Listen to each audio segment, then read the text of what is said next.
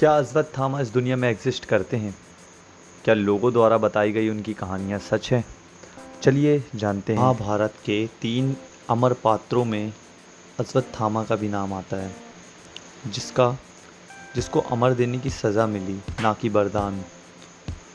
महाभारत के बारे में कहा जाता है कि यह जीवन का सार है। यह महाकाव्य ये बताता है कि मनुष्य को क्या करना चाहिए, साथ ही यह बताता है कि क्यों करना चाहिए। अष्टचरण जीवियों में से 3 सीधा संबंध है महाभारत से। आइए एक एक करके इन तीनों के बारे में जानते हैं।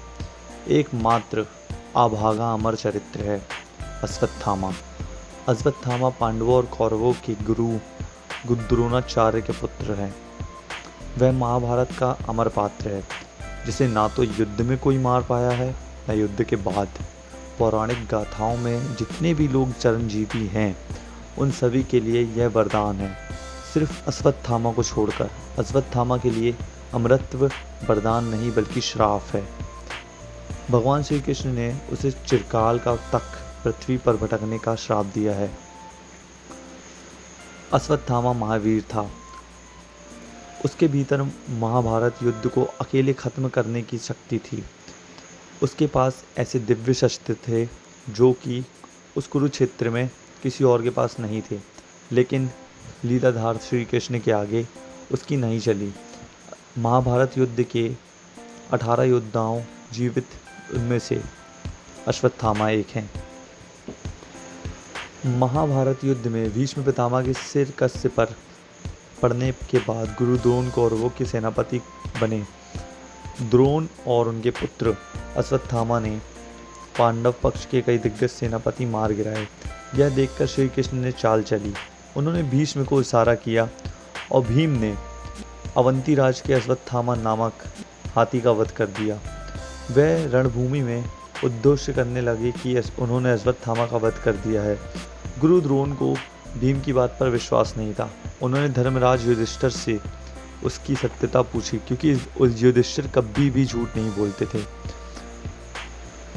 अश्वत्थामा मारा गया, परंतु हाथी बोलते समय श्री कृष्ण ने शंखनाद कर दिया, जिसके शोर के चलते गुरु द्रोणाचार्य हाथी शब्द नहीं सुन पाए। आचार्य द्रोण शोक में डूब गए और उन्होंने शस्त्र त्याग दिया। तभी द्रौपदी के भाई धृष्टद्युम्न ने तलवार से उनका सर काट दिया। अश्वत्थामा प्रतिशोध की आग में जल रहा था। वह युद्ध समाप्त होने के बाद पांडवों के शिविर में पहुंचा। वहां पांडवों के 500 सैनिकों को मार गिराया। अश्वत्थामा उन्हें पांडव समझकर मारा। उसने उत्तरा की कोख में पल रहे अभिमन्यु के पुत्र परीक्षित पर भी ब्रह्मास्त्र चलाकर पांडवों के वंश का समूल नाश करने का प्रयास किया। भगवान श्री कृष्ण उनके इस कृत्य से बहुत क्रोधित हुए। उन्होंने अश्वत्थामा के माथे की मणि निकाल ली और उसे चिरकाल तक भटकने का श्राप दिया। अश्वत्थामा की माथे की मणि के स्थान में मवाद बहता रहता है। उससे जुड़ी कई किंवदंतियां हैं। उनमें दावा किया जाता है कि वह कई मंदिरों में आकर पूजा करता है, मवाद को रोकने के लिए घी जैसी चीज़ें मांगता है। अब हम बात करते हैं अश्वत्थामा के बारे में। अश्वत्थामा, क्या लोगों के बीच में अश्वत्थामा का भ्रम सच है? क्या अश्वत्थामा आज भी इस दुनिया में एग्जिस्ट करते हैं? क्या जो लोगों की बातें चलती हैं कि अश्वत्थामा को उन्होंने देखा है, क्या ये सच है? तो चलिए जानते हैं। ये दौर है सन 1122 का, 1122 ईस्वी का।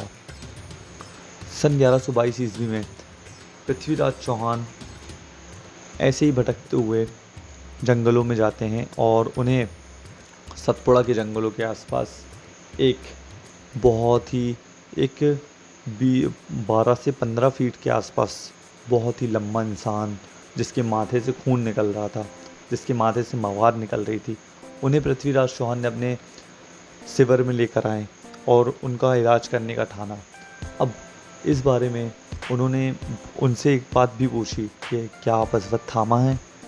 तो उस टाइम उनके बाद अश्वत्थामा का कोई नामो निशान पता नहीं चला। ये बात पृथ्वीराज चौहान ने अपनी आत्मकथा पृथ्वीराज राजो में जिक्र किया है।